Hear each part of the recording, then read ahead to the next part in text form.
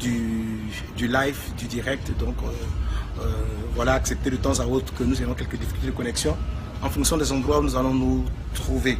Amen. Je bénis Dieu encore, je suis là, je pars d'ici aujourd'hui même pour la France, où je resterai encore quelques jours et certainement, peut-être le dimanche prochain, je vais, bon, voilà, je vous donnerai peut-être à ICC avant de repartir, de revenir enfin à Abidjan, voilà, pour l'église qui me manque beaucoup, les frères, les sœurs, tout le monde, mais bon, il y a des moments où il faut savoir prendre des retraites, savoir se retirer, prendre le temps de chercher la face de Dieu, prendre le temps de savoir rester un peu plus longtemps avec ses enfants, avec sa famille, discuter avec eux, parler avec eux. Et c'est ce que nous faisons en ce moment. Soyez bénis dans le nom de Jésus. Avant qu'on aille plus loin, on va prier. Je vais confier le moment entre les mains du Seigneur. Ok. Seigneur, nous voulons te rendre grâce. Merci. Merci Jésus pour ces instants. Merci Seigneur pour ce temps de communion que tu me donnes d'avoir avec frères et sœurs, avec tous ceux qui sont connectés et qui se connecteront Seigneur de plus tard. Nous élevons ton nom, nous bénissons ton nom Seigneur Dieu pour ce que tu fais, pour ce que tu es. À toi la gloire Jésus, sois élevé roi des rois. Merci Père pour tes bienfaits. Puisses-tu par ta grâce vienne conduire ces instants. Inspire-moi par ton esprit au nom puissant de Jésus. Merci Père. Amen. Amen. Ok, excusez-moi, voilà. J'ai laissé mon téléphone allumé pour pouvoir saluer tous ceux qui sont en ligne maintenant. Alors, Brutus, Espérance Joël Dei, sois béni. Ma fille, Taki Quadio, Brutus Marie Alette, Milamile, Tatiana Delors, Adora, Dit Stéphane, Walomé, Evelyn Sandra Bigné, Niamil, Déby Mukendi, excusez-moi, Déby Mukendi, Coco Prunel, excusez-moi, voilà, Amidi Sandro, Carolina Gabello, André Moussungu. En tout cas, que la grâce et la paix du Seigneur soient avec chacun d'entre vous. Voilà. Hein? Donc, si quelqu'un essaie de m'appeler, pardon, qu'il évite d'essayer de me joindre maintenant. Ok. Voilà, c'était un peu pour saluer. À la fin, j'essaierai encore de saluer quelques personnes. J'espère qu'aujourd'hui, Dieu va nous faire grâce. On a une belle connexion. Je suis dans un endroit très élevé en hauteur, à plus de 50 étages, pardon, en plein centre de Miami. Ce sont une bonne fois. Et puis donc, je vous fais faire un tour rapidement. J'espère que vous allez voir un peu le paysage. Voilà, voilà, voilà. Nous sommes au-dessus, en hauteur. Voilà, donc on voit la mer. Voilà. Si on passe de l'autre côté, on verra une partie du port. Voilà. Voilà, donc grâce à Dieu. Amen. Ok. Maintenant, il me faut repositionner. Bon. Ah, André, je n'aurais pas dû bouger un truc. Mais bon, ça va aller. Vous me voyez bien. Tout est ok. Alors, on a déjà introduit par la prière et je bénissais le Seigneur pour ce moment. Et je disais que dans la vie, il faut prendre du temps de retraite avec sa famille, ses proches, sa famille, ses enfants, passer du temps avec eux. En tant que pasteur, on est souvent en entretien, souvent on finit à des réunions tardives et sans qu'on s'en rende compte, on n'a pas beaucoup de temps réservé à sa famille. Et c'est ce à quoi je prends du temps maintenant après cette conférence. On a encore quelques jours ensemble avant de repartir à Abidjan pour nos merveilleux programmes. Et je bénis Dieu pour tout ce qu'il a fait entre-temps. Nous allons avoir donc bientôt de merveilleux programmes au niveau d'Abidjan. Déjà, on a fini les 3 jours de jeûne par la grâce de Dieu. Le Seigneur était présent. Dieu a fait grâce depuis que nous avons initié ce programme-là qui parle de la soif pour toucher le Seigneur. Nous voyons la gloire de Dieu, nous voyons la grâce de Dieu. Et nous savons que Dieu va entendre notre prière. On va avoir encore un moment de jeûne et prière du 20 au 26 août, donc 7 jours de jeûne, du 20 au 26 août. Donc toutes les églises vastes d'honneur, partout dans le monde, vont entrer dans le jeûne et la prière pour chercher la face de Dieu. Et en fin du mois d'août, nous serons avec à Impact Yopougon 2017, thème visitation divine, donc du 29 août au 1er septembre. Voilà. Et comme vous le savez, ici à Miami, nous sommes en train de travailler pour l'organisation de In Haiti, notre prochaine campagne en 2018, notre prochaine campagne In Impact Nation en Haïti. Et nous sommes en train de la préparer. Et en marge de cette rencontre, dans le programme dans lequel je venais, vous saviez, je devais donc intervenir, où j'étais orateur avec un père pour moi, un mentor, un homme dont les livres, les écrits, l'exemple m'ont motivé dans les croisades d'évangélisation que je suis, que nous menons aujourd'hui en Côte d'Ivoire et dans le monde entier. Voilà, il était une grande source d'inspiration pour tous les évangélistes en Afrique et même dans le monde, pour sa persistance dans le ministère, la puissance avec laquelle le Saint-Esprit agit avec lui, les miracles, les foules, les millions de vies qui ont été sauvées. Dieu m'a fait la grâce, donc de le rencontrer. Il n'a pas pu venir hier, il n'a pas pu venir, pardon, à la conférence. Il a eu un empêchement de dernière minute, donc j'étais un peu triste, mais j'ai pas perdu espoir. J'ai demandé la grâce de Dieu et Dieu a permis. Donc j'ai pris un rendez-vous avec lui par le pasteur Greg, que je félicite, que je dis merci entre temps, parce qu'il n'habite pas loin de Miami. Et je suis allé le rencontrer avec le pasteur Liliane. On a passé un bon moment ensemble dans la prière, donc avec l'homme de Dieu, l'évangéliste Renard Bonke. Et vraiment, c'était pour moi un moment d'échange, d'écouter des conseils. On a beaucoup parlé du Saint-Esprit, de l'action du Saint-Esprit, de la puissance de Dieu, du cœur pour sauver les nations. Et puis, il a prié pour elle et moi, il a prié pour nous. Amen. Et quand vous rencontrez un père comme ça, on a fait aussi une semence d'amour dans le nom de Jésus. Et je prie que ce flambeau-là qu'il est en train de laisser, parce qu'il a parcouru les nations, il donnait le témoignage de ceci, que à peu près, comment dirais-je, ils ont recensé plus de 50 millions, si je me souviens bien, 50 millions. Moi signe, si là c'est bon maintenant, ok. Je salue Annick ici qui me dit Chérie Pat Luna, France Marie, Laetitia Linda, Okoka, Onyekuruwa, voilà. Isabelle Nina, c'est bon, vous recevez le son. Merci, soyez bénis tous, voilà, nous sommes là et on continue par la grâce de Dieu. Amen. Alors, je parlais de ma rencontre avec l'évangéliste Renard Bonke. On n'a pas pu la faire pendant la conférence et par la grâce de Dieu, il m'a donné l'opportunité donc de le rencontrer, il m'a donné un rendez-vous avec mon épouse et Dieu a fait grâce. C'était un moment de communion, parler du Saint-Esprit, parler de la puissance de Dieu, de ce que le Seigneur a fait au travers de lui dans toute l'Afrique, du fardeau qu'il a pour l'Afrique. Et vous savez que c'est notre fardeau aussi, c'est ce que nous a amené déjà dans plusieurs pays, que nous amène ici en Haïti. Et vraiment c'était pour nous un moment de bénédiction. Il nous a parlé des millions et des millions d'âmes qui ont été touchées par ce programme d'évangélisation. Que Dieu bénisse son serviteur, qu'il lui accorde une santé, qu'il lui accorde la grâce, voilà, pour ce grand ministère. Amen. Et je souhaitais donc, je bénissais Dieu pour la Côte d'Ivoire qui hier, 7 août, a célébré la fête d'indépendance. Que le nom du Seigneur soit béni. Amen. Pour cette libération par rapport à la colonisation. L'indépendance, la liberté, si on veut dire ainsi, est la volonté de Dieu.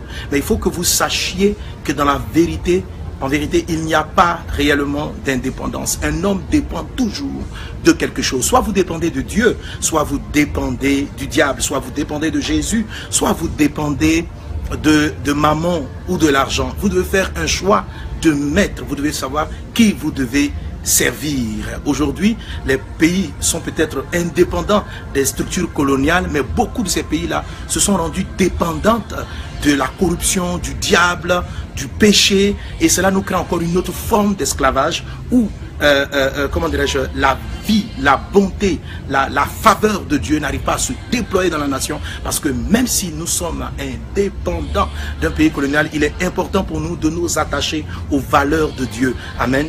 Donc la dépendance, l'indépendance veut dire être détaché. Donc être dépendant, ça signifie être attaché. Alors allons nous attacher aux valeurs de Dieu qui vont nous donner la paix, la joie et le bonheur, ou allons nous être attachés aux doctrines, aux éléments, aux valeurs du royaume de Satan. Ma prière est que cette indépendance physique vis-à-vis par rapport à la colonisation se traduise dans les faits par maintenant une dépendance vis-à-vis de notre Seigneur, de notre Dieu Tout-Puissant.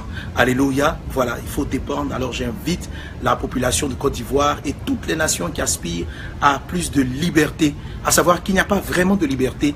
La vraie liberté, c'est de s'attacher au Créateur. L'homme est libre, l'homme est épanoui lorsqu'il est attaché à son Créateur. Mais lorsqu'il est attaché au diable, il va sentir les conséquences, il va voir la méchanceté en live, il va voir les problèmes se développer dans sa vie. Que Dieu nous bénisse abondamment, que la grâce et la paix du Seigneur soient avec chacun d'entre nous. Des questions sont revenues un peu sur ce point. Je parlais des temps, de certains temps difficiles qui peuvent arriver à certaines nations, en l'occurrence la Côte d'Ivoire, et j'ai dit ceci, que les chrétiens, que les hommes dans l'ensemble ne souhaitent pas et ne recherchent pas la mort du méchant. La Bible dit de ne pas chercher la mort du méchant. La Bible dit de prier pour nos ennemis. Même si vous trouvez que quelqu'un est offensant, vous a fait du mal, il est important de comprendre certains principes. Et j'ai dit, si l'esprit de vengeance vient et que vous acclamez l'esprit de vengeance, vous allez perpétuer un mal dans une nation. Voilà. Même quand ton ennemi sera vaincu, même quand ton ennemi sera écrasé, tu vas sentir que tu n'es pas encore vraiment libre de ce combat, parce qu'il y a un principe spirituel dont Jésus nous parle, qui est vraiment important. Amen. Attendez, je trouve rapidement cette version, ce verset.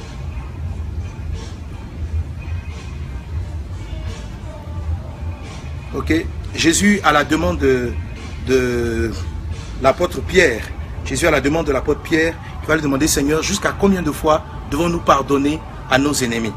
Et Jésus ne dit pas, il dit jusqu'à 7 fois. Et Jésus dit non, pas 7 fois, mais jusqu'à 7 fois, 77 fois. Amen. Jusqu'à 77 fois, pardon, 7 fois. Donc, voilà ce que Jésus-Christ a dit à Pierre pour lui parler de la notion du pardon. Ce chiffre qu'a donné Jésus n'est pas hasardeux. Ce n'est pas un chiffre qu'il a cité au hasard. Il est basé sur ce que la Bible dit en Genèse chapitre 4 verset 15 et en Genèse chapitre 4 verset 24. Alors je ne vais pas m'attarder là-dessus, mais juste pour que vous compreniez ce dont Jésus est en train de parler. Genèse chapitre 4 verset 15, Jésus dit, l'Éternel lui dit, si quelqu'un tuait Caïn, Caïn serait vengé 7 fois. Et l'Éternel mit un signe sur Caïn pour que quiconque le trouva ne le tuât point. Genèse chapitre 4 verset 24. Il a dit, on fait remonter au verset 23, Lémec dit à ses femmes, Ada et Tisla, écoutez ma voix, femme de Lémec, écoutez ma parole. J'ai tué un homme pour ma blessure et un jeune homme pour ma maîtressure. Caïn sera vengé 7 fois et Lémec 77 fois. Caïn sera vengé 7 fois et Lémec 77 fois. Donc, c'est par rapport à ces deux méchants-là. Je ne sais pas pourquoi. Je comprends le fond de l'histoire. Mais Caïn est le premier méchant réel, humain sur la terre qui a tué son frère. Et son descendant appelé Lémec a aussi tué des personnes. Il dit, parce qu'il a été blessé, parce qu'il a été frustré, il a tué. Et la Bible dit que lorsque Caïn a fait le meurtre, a tué Abel, il a fait une prière à Dieu. Et c'est là que Dieu lui a dit, si quelqu'un te touche, il sera vengé, tu seras vengé 7 fois. Et plus tard, Lémec aussi, après avoir commis un meurtre, dont on n'explique pas plus longtemps de quoi il s'agit, va déclarer cette parole. Caïn sera vengé 7 fois et Lémec 77 fois.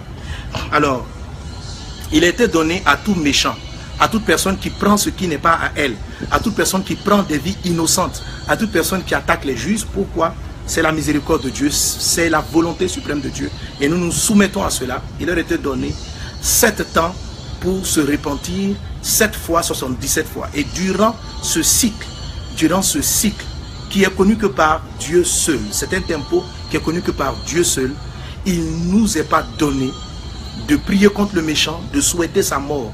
Parce que si nous le touchons, la Bible dit que le méchant même, malgré qu'il ait été méchant, sera vengé 7 fois, 77 fois. alors le mal sera perpétué. Donc, lorsqu'une nation, parce qu'elle a été brimée, brisée, veut tuer ses ennemis qui ont été méchants, comme Caïn et Abel et ses livres, il y a une vengeance 7 fois, 77 fois, qui s'abat sur la nation ou sur les personnes qui agissent de la sorte. C'est pourquoi Jésus dit, lorsque quelqu'un a péché contre toi, lorsque quelqu'un t'a fait le mal, il faut que tu sois capable de pardonner. Et ce pardon-là, 7 fois, 77 fois. Et ce pardon-là vient de ce que vous trouvez dans le Christ, la miséricorde, la grâce dont vous-même vous avez bénéficié. Nous avons nous-mêmes reçu la grâce du pardon de nos péchés. Quand tu es conscient de ce dont tu as été pardonné, il t'est beaucoup plus facile de pardonner aux autres. Quand tu n'es pas conscient que toi-même tu as été un misérable pécheur à qui Dieu a fait grâce, tu étais méchant, jaloux, envieux, et Dieu t'a pardonné, il a fait de toi aujourd'hui un enfant de Dieu. Si tu n'en es pas conscient, tu as tendance à vouloir jeter la pierre, condamner, détruire ce que tu estimes être indigne de la bonté de Dieu. Personne n'est digne des faveurs de Dieu. Nous sommes tous des bénéficiaires de la miséricorde. Alors, pardonnons à ceux qui nous ont offensés. Laissez à Dieu lui-même, lorsque le cycle est accompli, lui-même tirer vengeance et lui-même juger le méchant. Le jugement ne nous revient pas, le jugement revient à Dieu. Alors si les pays veulent connaître la paix, ne soyez pas haineux vis-à-vis de l'Occident. Si vous voulez connaître la paix, ne soyez pas haineux. Bénissez Dieu pour la liberté que vous avez, jouissez d'elle, bénissez le Seigneur et laissez Dieu autant marquer lui-même rendre justice. Alléluia, que Dieu vous bénisse abondamment, que sa faveur soit avec vous. Amen. Pour terminer mes paroles d'aujourd'hui, voilà, excusez, j'ai beaucoup de documents dans la main. Pour terminer mes paroles d'aujourd'hui, je vais revenir sur notre exhortation principale, amen, du jour, alléluia. Mais notez ce dont j'ai parlé la dernière fois, c'est dans l'esprit prophétique que j'ai dit ces choses. Amen. Amen. Voilà. Je suis en train de parler, nous sommes toujours en train de parler des œuvres de l'épouse. Des œuvres de l'épouse, de ce que tu dois faire comme activité que Dieu va considérer comme œuvre juste des saints, selon Apocalypse chapitre 19 à partir du verset 7. Amen. Donc, en résumé, pour toi et pour moi, ça veut dire que je produise dans le bon esprit les œuvres que Dieu attend que je fasse, ou les œuvres de ma destinée. Ce à quoi Dieu m'a destiné. Les œuvres justes des saints, la robe de l'épouse, la robe éclatante, ce sont les bonnes œuvres que Dieu a prévues que tu fasses. Amen. Et la question à laquelle nous sommes en train de répondre, comment est-ce que Dieu veut que je découvre ce à quoi il m'a appelé à faire? Comment est-ce que j'y suis amené? Alléluia. La première des choses qu'on a étudiées, qu'on a traitées jeudi, c'est l'état de cœur. Amen. Et aujourd'hui, mon exhortation du jour va revenir un peu encore sur l'état du cœur. Amen. Mais un autre aspect qui empêche les chrétiens de découvrir ce que Dieu a semé en eux. Tu es un champion de Dieu, ma soeur. Tu es une championne de Dieu, ma soeur. Tu es un champion de Dieu. Avant que tu ne naisses, Dieu t'avait programmé à produire des œuvres. Et la première fois qu'on a parlé, je vous ai dit, ne faites rien par esprit de compétition. Ne faites rien par esprit de jalousie. N'essayez pas de dire, parce qu'un tel réussit dans tel domaine, moi aussi, pour être comme lui, je vais faire la même chose. On peut imiter par respect, parce qu'on considère ce qu'une personne est en train de faire, comme on peut faire la même action par un esprit de jalousie. Tous ceux qui agissent par un esprit de jalousie ne produiront jamais, même si c'est leur vie de jeûne et prière, même si c'est d'aller évangéliser. Tu vas évangéliser par un esprit de compétition, ce n'est pas la robe juste des saints. Ton travail sera vain et Dieu ne va pas bénir ce travail. Alléluia. Et la deuxième des choses, je vous ai dit que l'œuvre, les œuvres, les bonnes œuvres par lesquelles tu vas glorifier son nom au travers de toi. Car la Bible dit que les hommes voient vos bonnes œuvres. De quelles œuvres parlent-elles ainsi? Que les hommes voient tes bonnes œuvres. Amen. Et ils vont glorifier le Père qui est dans les cieux. Donc lorsqu'un chrétien commence à produire les œuvres qu'il doit produire, la gloire de Dieu est manifestée. Parlant hier avec l'évangéliste Renard Bonquet, il m'a dit qu'il est arrivé en Afrique comme missionnaire à l'âge de, dans la trentaine, pratiquement à l'âge de 35 ans, au Lesotho. Il était missionnaire, il avait une église de 20 personnes, maximum 50 personnes, dans une salle, sous une tente de 100 personnes. Il n'arrivait pas à aller plus loin. Il n'arrivait pas à aller plus loin. Et un jour, il a eu un songe. Dans le songe, il a vu que toute l'Afrique était lavée par le sang de Jésus. Et il a compris que Dieu l'appelait à aller évangéliser. Dès qu'il a saisi, il a compris cela, il a prié et il a commencé ses premières réunions d'évangélisation. Il dit, il a eu à cœur de louer un stadium. Il a loué un stadium. Le premier jour, dans un stadium de plusieurs milliers de places, il n'y a eu que 100 personnes qui sont venues. Mais le Saint-Esprit a commencé à se mouvoir. La puissance de Dieu a commencé à agir. Il dit que toutes les 100 personnes sont tombées sous l'Esprit, ont reçu le baptême du Saint-Esprit, ont donné leur vie à Jésus, ont reçu le baptême du Saint-Esprit. Et le lendemain, ils ont appelé et des milliers de gens sont venus. C'est ainsi que son ministère a été lancé. Amen. Donc vous voyez quelqu'un qui est pasteur, qui est missionnaire, qui arrive et qui à un moment donné va manifester les œuvres que Dieu l'a appelé à faire. Et lorsqu'il a obéi au Saint-Esprit, aujourd'hui c'est quoi? C'est des centaines de millions de vies qui ont été sauvées en Afrique. C'est des ministères qui ont été suscités. Sans ce père, sans ce modèle, beaucoup d'entre nous ne seraient pas dans ce genre de croisade aujourd'hui que nous sommes en train de faire. Nous devons reconnaître l'onction et la grâce qu'il a transportée. Mais vous voyez, qu'est-ce qu'il a fait? Ce sont les œuvres, ses œuvres, les bonnes œuvres. Et ça a amené des chefs d'État à Christ. Ça a amené des nations entières. Ça a amené des millions et des millions de vies. S'il restait simplement missionnaire, qu'il disait non à l'appel de Dieu pour l'évangélisation, les hommes n'auraient pas vu les bonnes œuvres et n'auraient pas glorifié le nom du Seigneur. Juste une dizaine de personnes auraient été quelque peu impactées par son ministère. C'est de ça que je vous parle, mes amis. Quand vous manifestez ce à quoi Dieu vous a appelé, la gloire du Seigneur est déployée. La puissance de Dieu est déployée. Amen. Que vous soyez maçon, que vous soyez architecte, quel que soit ce que tu es. Si tu fais ce dont je suis en train de te parler, la Bible dit que la robe de l'épouse était éclatante. Tu vas voir l'éclat de sa gloire. Tu vas voir des vies changer. Cela va te propulser à des sommets. La Bible dit que si un homme est excellent dans son travail, il s'assoit à la table des rois. Tu vas être assis dans les hauteurs élevées. Que cela soit ton partage dans le nom de Jésus. Mon ami, ton destin est grand.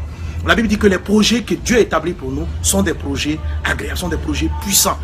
Amen. Il dit que lorsqu'il allume une lampe, Dieu ne l'allume pas pour la cacher. Dieu la met sur le boisseau afin que cette lumière-là éclaire un maximum de personnes qui rendent grâce à Dieu. Et c'est ainsi que Jésus dit que les hommes voient vos bonnes œuvres, les œuvres qu'il vous a données. Et c'est vers ces œuvres-là que le Saint-Esprit veut te conduire. Il faut que tu les découvres. Alors, suis cette partie, suis la partie du mardi prochain et tu vas découvrir. La chose que je t'ai dit depuis le début, amen, c'est que la destinée est une semence que Dieu a déposé en toi avant que tu ne naisses. C'est une semence qui donne son fruit en son temps. Pourquoi, à cette période donnée, lorsqu'il était au Lesotho, l'évangéliste Namonké a eu cette vision? Pourquoi Joseph a eu cette vision? La vision est arrivée au temps marqué. Amen. Et dans l'accomplissement de la vision, il n'y a pas eu une course vers quelque chose de particulier. Comme j'ai montré avec Joseph, j'ai montré avec Daniel. Lisez la parole de Dieu. Ce sont les circonstances de la vie qui les ont amenés dans la réalisation de cette destinée. Amen. Ce n'est pas des actions planifiées, calculées. Il y a une vision dont on ne comprend pas très bien quelquefois le sens, elle est floue, comme la vision qu'avait Joseph, mais sa vie entière est conduite. Donc, ce que je suis en train de vous conseiller de faire, et je vous dis de la part du Seigneur, c'est de ne pas vous soucier, et c'est ce vers quoi on va aller, de ne pas vous soucier du lendemain. C'est quoi mon destin? Où est-ce que je vais? Qu'est-ce que Dieu attend de moi? Ce n'est pas la bonne prière, mais tout simplement d'entretenir la graine et la semence que Dieu a faite de vous, alléluia, d'être bon de cœur, et vous allez voir que si vous avez, il y a une vision que Dieu va vous donner, elle va venir. Tout ce qui est indispensable, amen, va s'accomplir. C'est ainsi qu'il est dit, toute chose concourt au bien de ceux qui aiment Dieu et de ceux qui sont appelés selon son dessein. Alléluia. Donc, c'est dans mes actions de tous les jours que je me prépare à la réalisation de ces grandes œuvres par lesquelles Dieu va sauver l'humanité. Amen. Et mon texte de base du jour se trouve dans le livre de Luc, chapitre 8. Je vais lire l'interprétation parce que la majorité d'entre nous connaissent cette parabole. Luc chapitre 8, donc la parabole du semeur. Verset 11, il est dit, voici ce que signifie cette parabole. La semence, c'est la parole de Dieu. Ceux qui sont le long du chemin, ce sont ceux qui entendent, puis le diable vient et enlève de leur cœur la parole, de peur qu'ils ne croient et soient sauvés. Ceux qui sont sur le roc, ce sont ceux qui, lorsqu'ils entendent la parole, la reçoivent avec joie, mais ils n'ont point de racines. Ils croient pour un temps et ils succombent au moment de la tentation. Verset 14. Ce qui est tombé parmi les épines, Ce sont ceux qui, ayant entendu la parole, s'en vont et la laissent étouffer par les soucis, les richesses et les plaisirs de la vie, et ils ne portent point de fruits qui viennent à maturité. Donc c'est le verset 14 qui m'intéresse plus particulièrement. Et ce qui est tombé dans la bonne terre, ce sont ceux qui, ayant entendu la parole, avec un cœur honnête et bon, la retiennent et portent du fruit avec persévérance. Amen. Je disais tantôt que Dieu a semé dans ta vie avant que tu ne naisses ce que tu dois être. Il dit à Jérémie 1,5, il dit à Jérémie en Jérémie 1,5, je t'ai établi prophète, je t'ai établi avant que tu ne sois formé dans le sein de ta mère. Ce que Dieu dit à Jérémie est vrai pour toi, est vrai pour moi. Alléluia. Et cette semence-là, cette déclaration, cet établissement, car quand Dieu dit je t'établis, il a parlé et il sème dans ta vie. Cette parole va créer les capacités, le chemin. La Bible dit que ceux qui s'appuient sur le Seigneur trouvent dans leur cœur des chemins tout tracés, va tracer des chemins en toi qui vont te conduire, qui vont créer des circonstances où les circonstances vont s'agencer pour vous propulser, pour te propulser vers cette œuvre éclatante qui va sauver beaucoup de gens et qui va te rendre heureux, épanoui, parce que tu auras accompli le bon combat. Amen. Alors, ici, dans le texte qu'on vient de lire, le Seigneur nous parle de comment est-ce qu'une semence peut ne pas donner son fruit. Il donne, elle est enlevée par le diable, elle tombe sur une terre rocheuse, et le troisième type de terre, ou la troisième semence qui a échoué, qui a failli réussir, mais qui n'a pas réussi. Alléluia. Regardez le verset 14. Ce qui est tombé parmi les épines, ce sont ceux qui, ayant entendu la parole, s'en vont et la laissent étouffer par les soucis, les richesses et les plaisirs de la vie, et ils ne portent point de fruits qui viennent à maturité. Alléluia. Ils ne portent point de fruits qui viennent à maturité. Amen.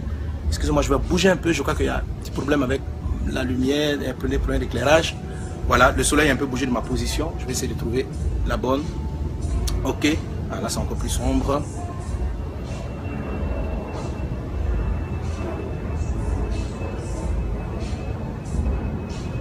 Bon, on va se débrouiller avec ça pour terminer, ok? Ok. Amen. Est-ce qu'on est ensemble?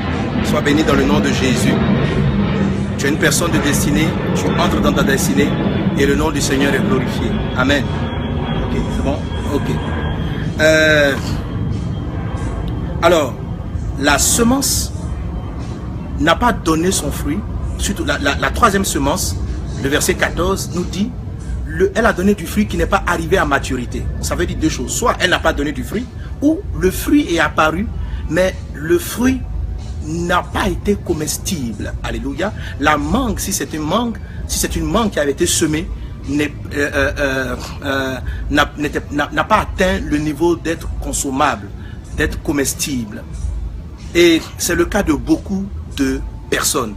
Alléluia. Qu'est-ce qui peut empêcher ton destin de se manifester, les œuvres? Qu'est-ce qui peut t'empêcher de faire les œuvres justes des saints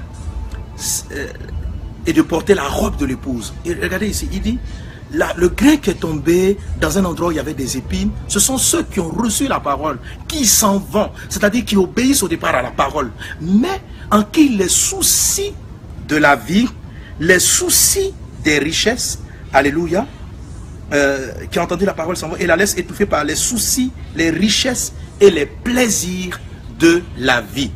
Aujourd'hui, beaucoup de croyants n'entrent pas dans leur destinée à cause, parce qu'ils sont confrontés à l'étape de la troisième semence. Alléluia, la troisième semence. C'est-à-dire, on est inquiet de comment on va... Il dit les soucis de la vie. C'est quoi les soucis de la vie? C'est comment je vais payer mon loyer. C'est quoi les soucis de la vie? C'est comment je vais m'habiller, comment je vais me vêtir. Ce sont les soucis de la vie. On ne parle pas ici de péché, on parle des soucis. Mais c'est les soucis de la santé, comment est-ce que je serai en bonne santé. Il y a des choses qui nous rendent anxieux. Qu'est-ce que je suis en train de dire? Que l'anxiété du futur, l'anxiété, être anxieux, t'empêche de porter la robe sainte, la robe éclatante. Quand tu es anxieux par rapport au lendemain, c'est pourquoi je lui dis, ne vous inquiétez pas. Quand tu es anxieux, tu vas porter des fruits qui ne vont pas arriver à maturité. Les gens anxieux commencent l'évangélisation, mais ils s'arrêtent en cours de route. Les gens anxieux qui sont appelés à mener tel travail, c'est-à-dire aujourd'hui, il travaille comme un infirmier. Un infirmier, c'est un chemin qui va concourir à ton destin. Et je t'ai appris de la part du Seigneur que tu dois être fidèle. Tu dois être attentif à ce que tu fais. Tu dois le faire avec diligence. Tu dois faire ton travail pour Dieu. C'est ce qui te propulse vers ton destin. Mais si tu le fais en étant anxieux, oh mais vraiment, est-ce que ce salaire-là est suffisant? Est-ce qu'il y a ceci? Est-ce qu'il y a cela? Ce qui va se produire, c'est que tu peux commencer à porter le fruit, mais le fruit ne va pas atteindre son but. Donc la robe ne va pas atteindre son éclat. Les soucis de la vie. Les soucis de la vie. Église de Jésus, frères, sœurs, arrête de te soucier. Dieu prend soin de toi. Tu n'arrives pas à dormir parce que tu es anxieux pour tes enfants. Tu es anxieux pour ton foyer. Tu es anxieux pour ton mariage. C'est quoi les suites de la vie? C'est l'anxiété. Mon âge est en train de partir. Mon âge est en train d'avancer. Seigneur, est-ce que tu as un plan pour moi? Est-ce que si tu transportes un destin, même le diable, si cela vient des problèmes d'hérédité, la Bible dit toute chose concourt au bien de ceux qui aiment Dieu et qui sont appelés selon son dessein. C'est-à-dire quoi? Le diable va t'attaquer, mais Dieu va se servir. Ce n'est pas Dieu qui tente, c'est toujours Satan qui le fait. Ce n'est pas Dieu qui a dit aux frères de Joseph de le livrer. Ce sont les frères qui étaient méchants, qui ont été une occasion de livrer Joseph. Mais en le faisant, Dieu a fait concourir ça à la destinée de Joseph. C'est comme ça. Dieu n'a pas demandé, il n'a pas voulu que tu souffres, que tu rencontres les difficultés que tu as connues. Mais Dieu va s'en servir comme le grand architecte. Dieu va, comme ce puissant maître, il va s'en servir et faire concourir ça à son bien. Pourquoi? Parce que tu l'aimes. C'est pourquoi on a beaucoup prêché sur l'amour. Parce que tu l'aimes et parce que tu transportes un dessein. Tu transportes un destin. Tu es quelqu'un de très important. Alors, le fruit va donner il va être mûr en son temps. Chaque arbre n'a pas le même temps de floraison et de moisson. Amen. Le maïs va prendre 3 mois. Le cacao va prendre 2-3 ans ou encore plus. L'EVA va prendre 7 ans, 3-4 ans. Ça dépend de la race, du type d'EVA. Chaque semence, la qualité de destin que tu as donnera son fruit en son temps. Alors, ne sois pas jaloux, n'envie personne parce que tu es une semence unique. Tu es une semence à part qui va donner son fruit en son temps. Ne t'angoisse pas. Pourquoi mes amis sont en train de réussir? Pourquoi mes amis ont déjà une maison? Non, vous n'êtes pas le même genre de graines. Vous n'êtes pas le même genre de semences. Certains, par rapport à l'étape de leur vie, par rapport au cycle de leur vie, sont comme les maïs qui doivent rapidement porter du fruit. Leur ministère, pour parler aux hommes de Dieu, doit rapidement éclater parce qu'il correspond à un besoin de la période. Mais il y a certains qui sont préparés pour des choses importantes qui viendront par la suite. Donc ne sois pas anxieux. Fais ce que tu as à faire et fais-le bien. Si aujourd'hui Dieu te donne d'être balayeur, balaye bien.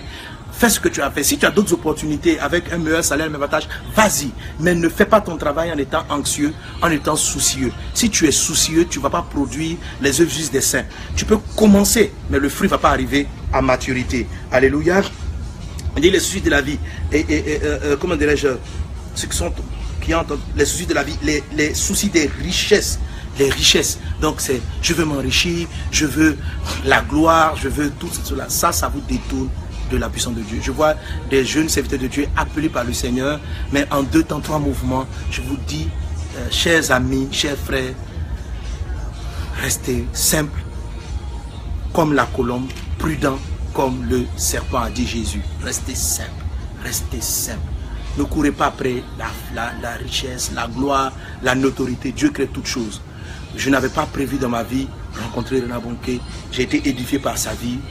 Je dis, j'ai tiré un modèle de sa vie où Dieu a créé des circonstances. Dieu a créé les circonstances pour qu'il prie pour moi. Je n'ai jamais même écrit pour dire, homme de Dieu, je souhaiterais te rencontrer un jour. Non, j'ai regardé, il est un modèle de vie. Dans sa vie, on n'attend pas des choses contre sa vie, il n'a pas un mauvais témoignage, il prêche l'évangile de Jésus, il parcourt les nations pour que les hommes soient sauvés. J'ai tiré en cela un modèle, je prie par rapport à cela. Si Dieu l'a fait avec lui, il peut le faire avec chacun d'entre nous. Il est un exemple pour nous dire que c'est possible. Il a commencé dans un ministère avec très pauvre et aujourd'hui c'est un ministère qui brasse des milliards de CFA, des millions et des millions de dollars pour faire avancer le royaume de Dieu. Dieu qui a fait cela avec lui est capable de le faire. Dieu fait voir des aveugles, marcher les paralytiques, fait des miracles extraordinaires. Ce n'est pas l'homme qui l'a fait, c'est Dieu qui le fait. Amen. Donc je n'ai pas à me soucier. Je laisse Dieu faire et porter son fruit en son temps. Mais pour le moment, qu'est-ce qu'il attend de moi? Si je suis élève, je dois être un bon élève. Si je suis professeur, je dois être un bon professeur. Si je suis infirmier, je dois être une bonne infirmier. Je dois être honnête. Parce que Jésus dit, ceux qui reçoivent la parole avec un cœur honnête et bon, Notez le verset qui suit. Ce sont ceux-là qui portent le fruit. Avec un cœur honnête, alléluia, et un cœur bon. Soyez bons de cœur. Aimez les gens. Faites du bien autour de vous. Ne travaillez pas pour les soucis de l'argent. Ne travaillez pas pour la gloire. Votre vie est dans les mains du Seigneur. Votre vie est dans la main de Dieu. Ne soyez pas soucieux du temps qui tarde par rapport à votre mariage. Ça peut être une attaque. Ça peut être le plan de Dieu. Ça peut être les œuvres du diable. Mais si vous l'aimez, si vous croyez en son nom, Dieu va faire concourir ce retard à la gloire de son nom. Alléluia. Ce n'est pas Dieu qui a dit à Abraham d'aller avec Agar, qui a retardé l'accomplissement de ce pourquoi il est né. Mais Dieu s'en est servi pour la gloire de son nom. Toutes choses concourent au bien. Dieu est un chef d'orchestre. Notre Dieu est un chef d'orchestre extraordinaire. Qu'est-ce qu'il attend de nous? Que nous ayons un cœur bon, que nous ayons un cœur honnête, que nous aimions les gens. Il faut aimer les gens. Il ne faut pas aimer l'argent. Aime les gens. Ne sois pas inquiet. Dieu prend soin de toi. Ce que tu as à faire aujourd'hui, fais-le correctement. Si tu es portier, sois un bon portier. Si tu es chanteur, sois excellent dans ce que tu fais. Ne sois pas chanteur pour la gloire, ne te soucie pas. Mais ma musique me donne quoi comme argent? Maintenant, et c'est ça, beaucoup de chants, je vais commencer à vendre. Qu'est-ce qui t'anime? C'est la quête de l'argent. C'est le sujet. Donc le fruit, Dieu t'a appelé à être chanteur, mais ce fruit-là ne va pas arriver à maturité. Tu ne vas pas produire les œuvres justes des saints. Parce que ce qui te motive à aller chanter d'église en église, ce n'est pas pour voir la gloire de Dieu. C'est pour te faire ton nom. C'est pour te faire de l'argent. Je n'ai pas dit, la Bible dit l'ouvrier mérite son salaire. Tu dois avoir ton salaire. Mais c'est à cause de toutes ces choses que tu ne peux pas voir la gloire de Dieu se révéler à toi. Amen. Va, fais ce que tu as à faire. Quand tu dois te lever pour aller chanter quelque part ou aller prêcher, ne calcule pas les finances. Prie le Seigneur. Si Dieu te dit, vas-y ma fille, vas-y mon fils, lève-toi et va. Prêche la parole. Que les gens t'aient béni après. S'ils t'ont fait une offrande, en reconnaissance de ce manteau, rends grâce à Dieu. S'ils n'ont pas fait, rends grâce à Dieu. Dieu, notre Seigneur, est le rémunérateur de ceux qui le cherchent. En agissant de la sorte, sans souci de ton loyer, sans souci de tout cela, tu vas voir la puissance de Dieu se lever dans ta vie. Ce que je dis, c'est ce que je vis. Amen. Si tu me vois aujourd'hui, ici, je ne suis pas arrivé, je n'ai pas encore fait ce que Dieu attend de moi. Je suis sur le chemin de l'accomplissement, mais j'ai compris ce principe. Et je vois la main du Seigneur qui conduit ma vie de manière extraordinaire. Que Dieu vous bénisse abondamment. Alléluia. Comment pour aujourd'hui, les œuvres justes des saints. Aujourd'hui, j'ai voulu te dire, j'ai parlé donc de la troisième semence qui n'a pas porté le fruit étant le destin, le fruit étant les œuvres que nous devons produire, qui n'a pas porté du fruit parce qu'elle était trop soucieuse de la vie. C'était des personnes anxieuses, donc les personnes anxieuses, les personnes à la quête de la gloire et de la richesse, les personnes à la quête des plaisirs du monde ne vont pas porter la robe juste et éclatante des saints. Que Dieu vous bénisse abondamment. Amen. J'espère que malgré la coupure, vous avez pu être connectés et vous avez pu suivre. Amen. Alors, on va prier le Seigneur. Et sachez-le, l'Esprit du Seigneur est présent. Quand nous sommes là, l'Esprit du Seigneur est présent. Et je crois que dans chaque présence, une chose que l'homme de Dieu me disait hier, l'évangéliste Renard Bonquet,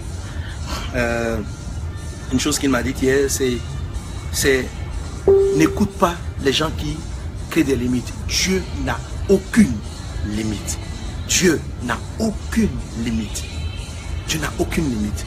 Et il m'a témoigné de miracles et des choses qu'il a vu Jésus-Christ faire. Qu'il a vu Jésus. Ton Dieu n'est pas limité. Les gens l'ont dit souvent. Ça, ce sont des circonstances. Il m'a donné un témoignage que je te donne aussi. Amen. Il dit, Dieu lui avait montré une tente. Et il avait acquis une tente très chère. Il avait acquis une tente. Et une première tente. Après, il a changé pour avoir une plus grande tente. Une tente qui pouvait recevoir plus de 10 000 personnes. Une des plus grandes tentes jamais faites à cette période au monde. Et un jour, pendant qu'il était en voyage, le vent a soufflé et la tente a été cassée. Son équipe a commencé à pleurer. Il dit, pendant qu'il était là où il était, l'Esprit lui a dit, la tente est brisée. Il a appelé ses collaborateurs, il a appelé son épouse, il dit, je sens que la tente est brisée. Il dit, mais comment tu sais? Ils se sont renseignés, bref. La tente avait été effectivement brisée. Une tente qui avait coûté des millions. Et tout le monde était en train de pleurer. Et il a dit à sa femme ceci, il dit, je ne sais pas. Mais je ne pleure pas. J'ai comme eu la paix dans le cœur. C'est beaucoup d'investissements qui ont été perdus. Et puis il s'est mis à prier. Et Dieu lui a donné une vision. Il a dit, et il m'a dit, voilà la vision qu'il a reçue. Il a dit, la tente a été cassée. C'est le diable qui vous a attaqué, c'est vrai. Il dit, mais dorénavant, le ciel sera ta tente. Le ciel sera la tente. Ce qui va couvrir tes croisades, ça sera le ciel. C'est-à-dire, aussi loin qu'est étendu le ciel, aussi loin iront les foules. Et il m'a montré des images de foules extraordinaires. Où à un dernier rassemblement, il y avait près de 2 millions de personnes en une soirée, en une campagne d'évangélisation. C'est énorme, c'est énorme. Voilà, donc Dieu s'est saisi de ce que Satan avait cassé, pensant détruire le moral, mais il n'a pas été inquiet. Il ne s'est pas soucié de toutes les richesses qui ont été, de tout l'argent qui est perdu. Il a dit, toutes choses concourent au bien. Il s'est mis dans la main du Seigneur et Dieu lui a ouvert les yeux pour dire, tu n'auras plus de temps, mais dorénavant, tes croisades, ce ne sera pas 10 000 personnes, ce sera des campagnes de centaines de milliers de personnes, jusqu'à aujourd'hui atteindre le million de personnes présentes en un seul programme. Que le nom du Seigneur soit béni. Ton Dieu est illimité. Alléluia. Ton Dieu est illimité. Ton Dieu est illimité et ton Dieu te guérit. Ton Dieu décante les situations de ta vie. Pendant que je donne tous ces témoignages, je suis en train de prier pour toi. Je suis en train de prophétiser sur ta vie. Je dis à une personne qui vient de vivre une situation destructrice, quelque chose que tu viens de perdre. Les gens t'ont chassé de ce travail. Les gens t'ont humilié. Mais sache que ton Dieu devient dorénavant ton employeur. Un autre témoignage qu'il m'a donné, il a dit, lorsque Dieu l'a demandé de construire la tente, il a dit, Seigneur, mais je n'ai pas l'argent. Dieu lui a dit, tant que tu vas regarder dans tes poches, tu seras limité. Mais si tu regardes dans mes poches, et il m'a dit cela en riant, il m'a dit, depuis ce temps, je fais ma vision, j'établis les choses en fonction de la poche de mon Dieu, en fonction de la poche de mon papa. Alléluia, c'est comme ça que tu dois agir. La poche de ton Dieu est limitée, ta poche est limitée, ton compte en banque est limité, mais la poche de ton Dieu n'est pas limitée. Alors arrête de te soucier, tu vas voir la gloire de Dieu. Arrête de te soucier, tu vas voir la gloire de Dieu. Je prophétise dans le nom de Jésus. Les situations qui sont décantées, les vies qui sont changées, les vies qui sont transformées. Tous ceux qui sur le plan social, professionnel se sentent maltraités, recevez maintenant la puissance de Dieu dans le nom puissant de Jésus.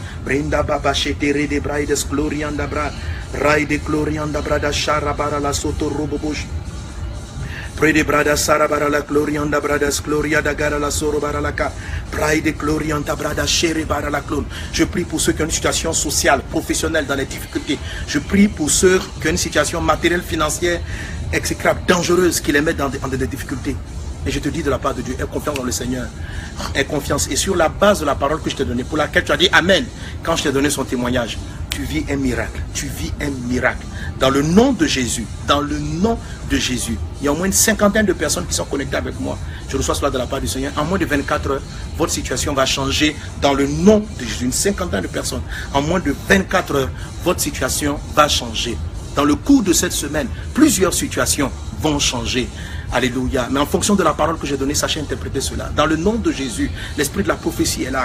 Plusieurs reçoivent la vision. Elle a été retardée à cause des inquiétudes. Tellement tu es soucieux, Dieu n'arrive pas à te donner la vision comme il a voulu la donner à Joseph, comme il a donné à Rena Bonquet dans la vision dont je vous ai parlé tout à l'heure. Parce qu'aujourd'hui, tu as mis tes soucis auprès du Seigneur. Dieu te visite, Dieu te visite. Maintenant, je vais vous demander à tous ceux qui ont du souci, à tous ceux qui ont une inquiétude, de prier avec moi et de se décharger auprès du Seigneur. Tous ceux qui ont une anxiété par rapport à leur âge, par rapport à leur situation, priez avec moi maintenant. Seigneur Jésus, je me décharge sur toi de tous mes soucis, de tous mes fardeaux, de ce qui m'angoisse, de ce qui me fait peur. Je me décharge sur toi. Merci, Seigneur Dieu, parce que tu me donnes ta paix. Et c'est dans la paix de ton cœur que je verrai ta gloire, que je verrai ton miracle, que je verrai ta puissance. Alléluia. Il en est ainsi dans le nom de Jésus. Et maintenant, la guérison a lieu. Pour la guérison divine, je lis ce témoignage. Et pendant que vous recevez ce témoignage, prenez la guérison. Bonjour pasteur, je t'avais écrit l'année dernière concernant les fausses couches à répétition que j'avais fait. Voici ce que Dieu a fait au travers de vous et je voudrais rendre mon témoignage. L'année 2015, je vous ai fait part de fausses couches sans explication. Et je vous ai fait part de fausses couches sans explication. Et vous avez dit de chercher à vous voir. Malheureusement, nos calendriers ne concordaient pas. Et parce que chaque fois que je suis à Abidjan, vous êtes en France et vice versa. Un jour, Dieu a favorisé une seule rencontre avec vous, serviteurs de Dieu. Et nous nous sommes rencontrés en septembre 2016 au dîner gala de Message de Vie, Père des orphelins en France. Où vous avez prié pour ce sujet sur place. Et j'ai saisi cette prière. Je me gênais de demander une prière en plein gala. Mais j'étais déterminé et je ne savais pas ce qui s'est passé. Mais pendant que vous priez pour nous, donc son mari et elle, j'ai senti une forte chaleur dans le bras, dans le bas du ventre, jusqu'aux orteils. Et en rentrant, nous avons ressenti une joie immense que que quelque chose s'est passé. 2 mois après cette prière, je ne voyais plus mes menstrues et je me sentais bizarre. Je pars à l'hôpital et le médecin confirme par la prise de sang et j'attends bel et bien une grossesse. Je suis resté demeuré dans la prière. Aujourd'hui, 2 août 2017 à 2h22, alléluia, du matin est né ce prophète tant attendu dans ma vie. Entre-temps, je suis repassé chez tous les médecins qui m'avaient déclaré stérile pour qu'ils changent et enlèvent ce mot de mes dossiers. Amen, amen, amen. Aujourd'hui est né notre prophète qui s'appelle Nathan Eli. Depuis 11 ans qu'on attendait cet enfant. Merci pasteur, merci Jésus. Hein? Merci pasteur pour tout ce que vous faites pour nous et pour l'œuvre de Dieu. Voilà donc cette femme qui a souffert pendant 11 ans de mariage sans enfant, fausse couche à répétition. Jésus l'a guéri lors d'un gala qu'on avait organisé pour Père des orphelins à Paris. En quelques secondes, Jésus l'a guéri. Jésus n'a pas besoin de 20 heures, Jésus n'a pas besoin de 48 heures pour faire le miracle. De manière instantanée maintenant, toi qui n'arrivais pas à enfanter, reçois la capacité d'enfanter dans le nom de Jésus-Christ. Je chasse l'esprit de stérilité, je chasse la maladie, je chasse le cancer, je chasse le sida, je chasse les œuvres du diable dans ta vie. Dans le nom de Jésus, saisis ton miracle de guérison. Qu'il en soit ainsi, dans le puissant impressionnant de Jésus, tu es guéri maintenant au nom de Jésus. Merci Seigneur pour tes faveurs, merci Seigneur pour ta grâce. Que Dieu vous bénisse abondamment, que Dieu vous bénisse. Je vois 2 de mes fils spirituels qui en ce moment-là reçoivent leur miracle d'enfantement. Depuis des années tu entends cela, et parce que tu saisis cela, maintenant tu reçois ton miracle d'enfantement. On va avoir encore des témoignages. Que Dieu vous bénisse, j'ai été ravi d'être avec vous, amen. Et à notre prochaine rencontre, voilà, mardi prochain, ne manquez pas. Rappelez-vous donc les annonces que j'ai données en début de ce programme, en début de ce live. Le jeûne et prière qui s'est bien passé, le jeûne et prière du mois d'août, on a fait 7 jours de jeûne. Vous allez avoir donc tous les détails tout à l'heure à l'écran. La campagne à Yopougon. Et puis voilà, je salue Aïda, Marie, Rose Tamboura, Baï, Laetitia Guédoumia, Eagle Roméo Gloire, Laurence Mouvoula Kwasi, Merveille de Dieu, Mila Mich, Sansan Kambou, soyez bénis les enfants, soyez bénis, Serge Stéphanie Somayen, Noël Adoukou, Karine Paul Emmanuel Kwa, Kifa Oudou, sois bénie ma fille de Londres, Estelle Ursule Minkala, Kwale Emmanuel, Stéphane Serge Wabio, tu es béni Wabio, Blandine Yao. Voilà, que la grâce et la paix du Seigneur soient avec vous, soyez bénis dans le nom de Jésus. C'était Pasteur Sanogo depuis Miami. La semaine prochaine, par la grâce de Dieu, on fera notre direct depuis la France. Ça sera moins compliqué. Amen, par la grâce de Dieu. Voilà, parce qu'ici c'est le matin, très tôt. Que Dieu vous garde et sa paix avec vous. Que Dieu bénisse les nations, que Dieu bénisse la Côte d'Ivoire. À très bientôt. Au revoir.